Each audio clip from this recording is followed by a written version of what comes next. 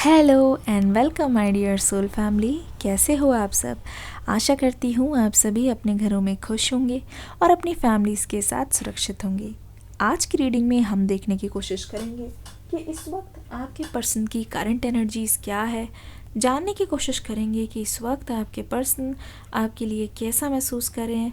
चलिए शुरू करते हैं आज की रीडिंग लेके एंजल्स का नाम, जिसमें हम देखने की कोशिश करेंगे कि अभी आपके पर्सन के लाइफ में क्या चल रहा है जो आपको जानना चाहिए, जिससे आप अनजान हो, जिसके बारे में आपको कोई भी आइडिया नहीं है, जिसके बारे में आपको कोई भी हिंट नहीं है। चलिए शुरू करते हैं आज की reading.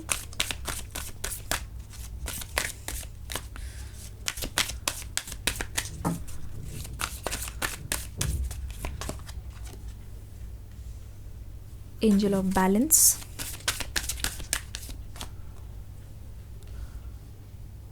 Contract,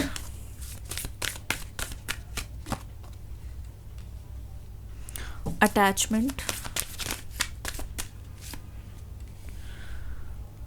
door to value,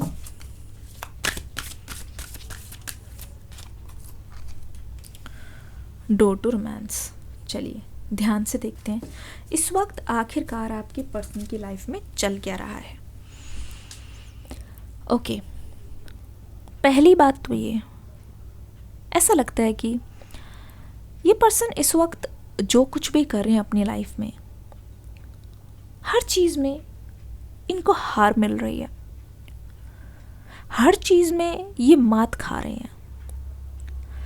मुझे ऐसा क्यों लगता है कि न जाने क्यों इस पर्सन ने कोई लोन लिया है या पैसों से रिलेटेड कोई मामला है फाइनेंशियली जो कहीं पे फंसा हुआ है, और इसी चक्कर में हो सकता है कुछ लीगल मैटर भी हो, कोई लोन है, हो सकता है। अगर ऐसा है तो कमेंट सेक्शन में अभी तुरंत लिखो, बताओ मुझे किस किस के साथ ये चीज़ रेजोनेट कर रही है। ऐसा लग रहा है कि ये पर्सन अपने आप में बहुत ज़्यादा परेशान है, बहुत ज़्यादा बर्डन में है, तनाव है।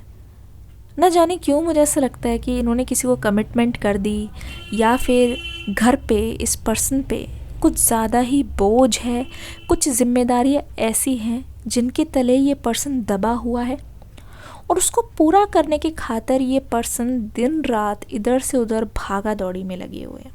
ठीक है, या हो सकता है मे बी कि अभी किसी तरीके का दबाव है, कोई प्रेशर है, चाहे वो शादी का हो, चाहे वो नौकरी का हो, चाहे वो पैसे कमाने का हो। ज़्यादातर मुझे लग रही है यहाँ पे सिचुएशन फाइनेंशियल है। यहाँ पे ये पर्सन इस वक्त इतने ज़्यादा परेशान है कि आप अंदाज़ा नहीं लगा सकते कि ये पर्सन अपने आप में बहुत ज़्यादा मायूस है। लेकिन सबसे बड़ी बात यहाँ पे क्या है, ये पर्सन चाह कर भी अपनी प्रॉब्लम्स को किसी के साथ शेयर नहीं कर सकते। ये चीज़ों को अपने तक ही रखते हैं। ये चीज़ों को ना मतलब दिल में दबाने में और चीज़ों को छुपाने में ये पर्सन को महारत हासिल है। इस चीज़ में ये पर्सन बहुत ज़्यादा एक्सपर्ट है। बोला जाए तो ये पर्सन, आप विश्वास नहीं करोगे, पर ये जो पर्सन है ना, वो हमेशा से अपनी प्रॉब्लम्स को अपने अंदर छुपा देते हैं। और यहाँ पे देखो, एंजल ऑफ बैलेंस का कार्ड आके हमें ये भी कह रहा है कि ये पर्सन ना अपने इमोशंस को दबा दबा के मुझे लगता है कि अपने अंदर बहुत ज़्यादा सफोकेट कर रहे हैं। इनका दम बहुत बुरी तरीके से घुट रहा है। ऐसा लग रहा है कि इस पर्सन को एक राहत चाहिए। ये पर्सन अपनी दिल को सुकून देना चाहते हैं।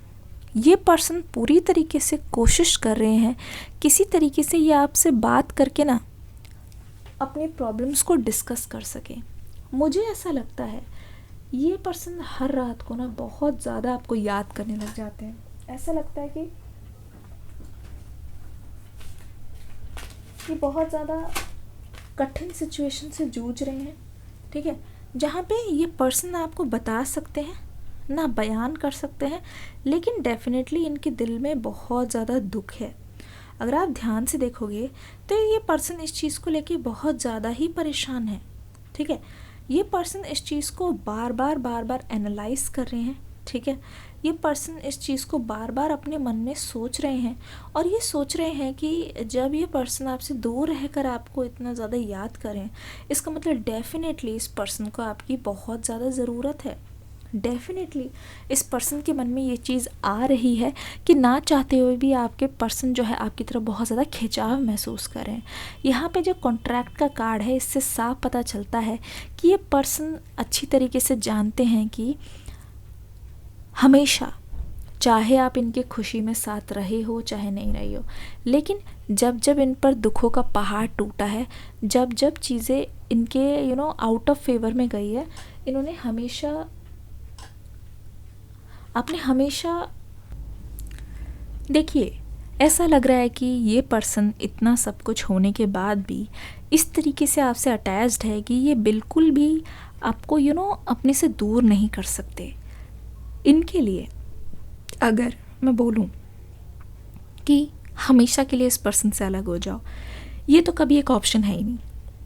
Number 48, number 6, number 5, number 31, number 3 और 3 ये कहने की कोशिश कर रहा है कि ये पर्सन चाहे भी तो ये खुद को आपसे अलग इसीलिए नहीं कर सकते। एक तरीके से देखें, ये ऊपर से जितना भी जताना चाहें ये जता सकते हैं कि ये आपसे अलग हो जाएंगे, ठीक है। पर अगर आप असल में देखोगे, अगर आप रियल में देखोगे, तो यहाँ पे देख लो, इस पर्सन के हाथ में एक तरीके से बेड़ियाँ बंधी हुई है। कितना भी अंदर से ये कोशिश कर लें, ठीक है, कितना भी इनके मन में आ जाए कि आपसे अलग होना है, अब आपसे कोई वास्ता नहीं रखना, अब आपसे कोई रिश्ता नहीं रखना, और एक तरीके से आपसे दूरियां बनानी है, लेकिन असली चीज़ तो यही है कि ये पर्सन अंदर से अटैच्ड है। ऐसे नहीं कि रिश्ता सिर्फ ऊपर से है जिसकी वजह से आपके पर्सन चाहे तो आपसे अलग हो जाएंगे तो इतना कोई फ़र्क नहीं पड़ेगा। ऐसा लग रहा है अटैचमेंट जो है वो बिल्कुल डीप है, अंदर से है। ये कनेक्शन जितना ऊपर से आसान दिखता है, अंदर से उतना ही ज़्यादा गहरा भी है। तभी तो इतने टाइम बाद भी आपके और आपके पर्सन की चीज़ें जो हैं वो अलग नहीं हुई है। इतने टाइम बाद भी आप दोनों के बीच में पहाड़ टूट पड़ा है, आप दोनों के बीच में चीज़ें बहुत ही ज़्यादा कॉम्प्लिकेटेड हो गई हैं, पर फिर भी एक तरीके से आपने अपने दिल को और इस पर्सन ने अपने दिल को द वन एंड ओनली के लिए बचा के रखा है।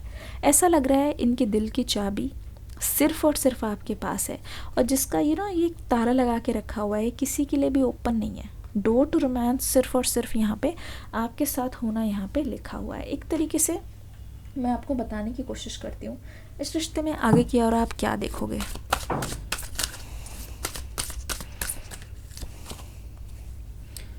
Fertility,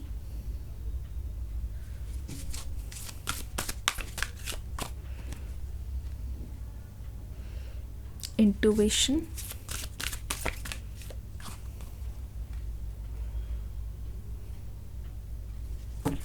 trapped in fear, third eye चक्रा।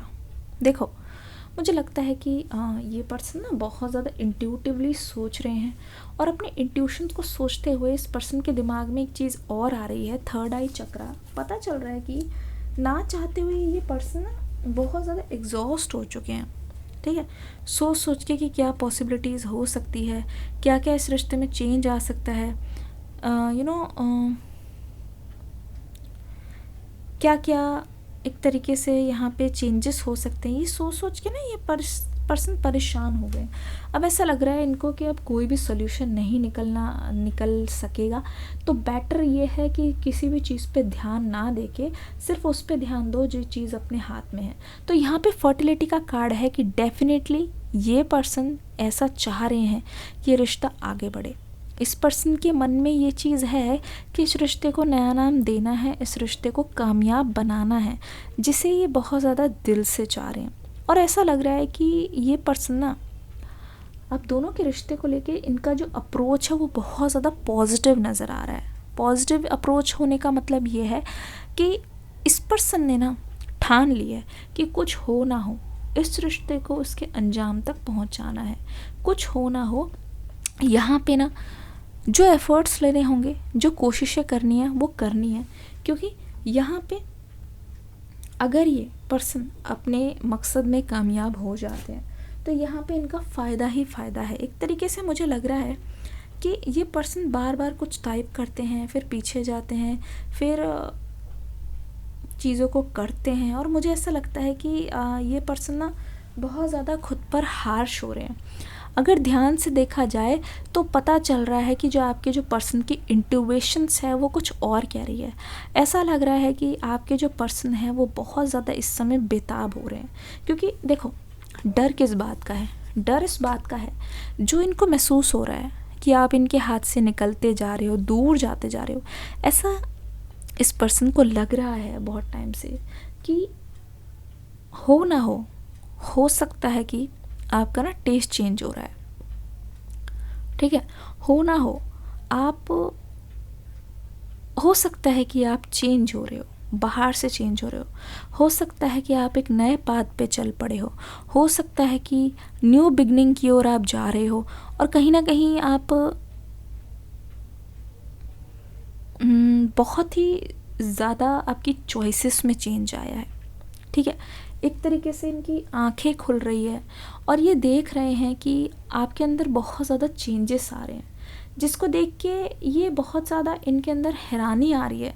और ऐसा लग रहा है कि इस हैरानी के कारण इस पर्सन ने अपने आप को भी एक अलग तरीके से देखने की कोशिश की, अपने आप को भी इन्होंने बहुत ही अलग महसूस करना शुरू कर दिया है कि थर्ड आई चक्रा इनका बोल रहा है, जैसे कि एक तरीके से उनकी अवेकनिंग हुई है।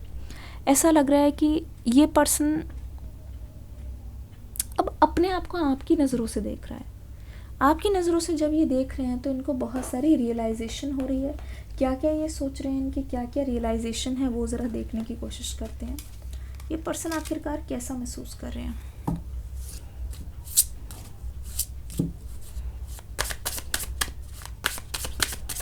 कैसा महसूस कर रहे हैं ये। Quest, expansion,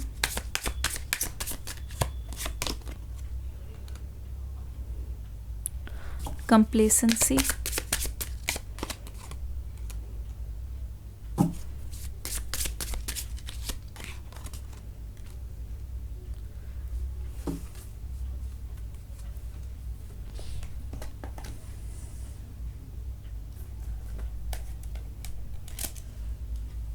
quest, expansion, complacency, joy, abundance. पहली बात तो ये मुझे ऐसा लग रहा है ना, ये पर्सन ऐसा है कि अगर आप इनको बार बार समझाओ ना, अगर आप इनको कोई भी चीज़ एक्सप्लेन ना करो, ये पर्सन बहुत ही जल्दी ना नेगेटिव चीज़ों को नेगेटिवली देखने लगते हैं। तो अगर ध्यान से देखोगे तो ऐसा लग रहा है ये पर्सन सोच रहे हैं कि अभी तक जो हुआ सो हुआ, ठीक है, लेकिन आगे की ओर अगर सब कुछ ठीक नहीं हुआ तो फिर क्या ही होगा मेरा। इनके मन में वो नेगेटिव अप्रोच बार बार आ रहा है रह के, ठीक है। ऐसा लग रहा है ये पर्सन ना चाहते हैं कि अगर इन्होंने आपके लिए कुछ भी किया है, थोड़ा बहुत कुछ भी किया है, तो आप इनकी तारीफ़ करो, अप्रिसिएशन चाहते हैं। और जब ऐसा नहीं होता ना, इस पर्सन को लगता है कि काफ़ी टाइम से सब कुछ बहुत अच्छा नहीं चल रहा है, सब कुछ बहुत गड़बड़ चल रहा है, मे बी चीज़ें अब कभी भी ठीक नहीं हो पाएंगी। तो ये चीज़ों को ना वैसे देखने की मतलब वैसे देखना शुरू कर देते हैं। तो यहाँ पे एक्सपेंशन का कार्ड जो आया है वो हमें ये बताने की कोशिश कर रहा है कि इस पर्सन को अपनी अप्रोच को चेंज करने की ज़रूरत है। अगर ये पर्सन सिर्फ और सिर्फ अपने बारे में सोचेंगे, अपनी डिमांड को पूरा करने की कोशिश करेंगे, तो ये पर्सन हमेशा अधूरा रह जाएंगे, ठीक है। ऐसा लग रहा है ये पर्सन सिर्फ और सिर्फ अपने बारे में सोचते हैं।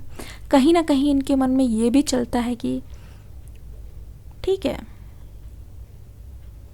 अगर सामने वाला भी मुझे वो चीज़ देगा तभी हम उनको देंगे। तो ये ऐसे सोचते हैं कि अगर उसने ऐसे किया तो मैं भी वैसे करूँ, जैसे को तैसे। अगर सामने से चीज़ आती है तो अपनी तरफ से इनके कम एफर्ट्स दिखाई दे रहे हैं, ठीक है। और ऐसा लगता है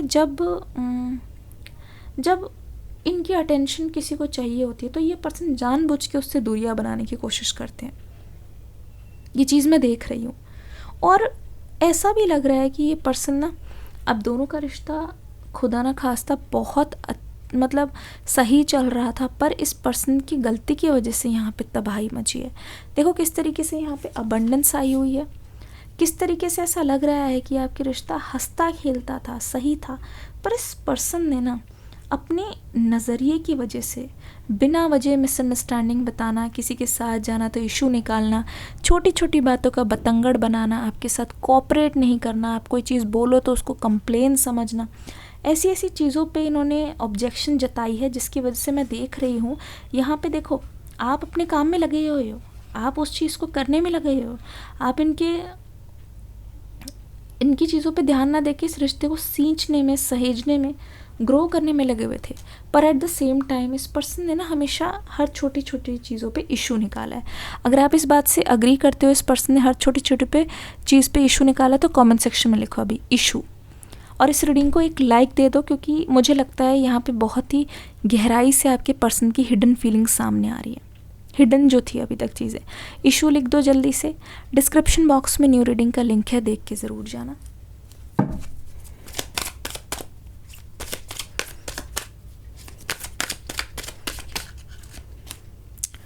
ओके देखो कहीं ना कहीं इस पर्सन को भी अंदाज़ा है, I am so embarrassed over my actions. ये क्या कह रहे हैं, मुझे बहुत शर्म आ रही है अपने एक्शंस पे। Let me pursue you.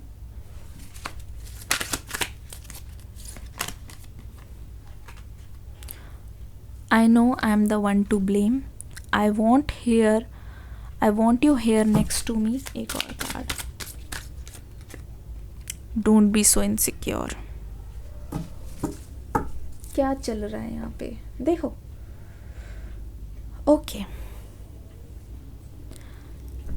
बहुत पछतावा है, बुरा लगता है अपने एक्शंस की वजह से एक प्यार करने वाला इंसान खो दिया। पता है यहाँ पे सबसे ज़्यादा लॉस किसका है, आपके पर्सन का।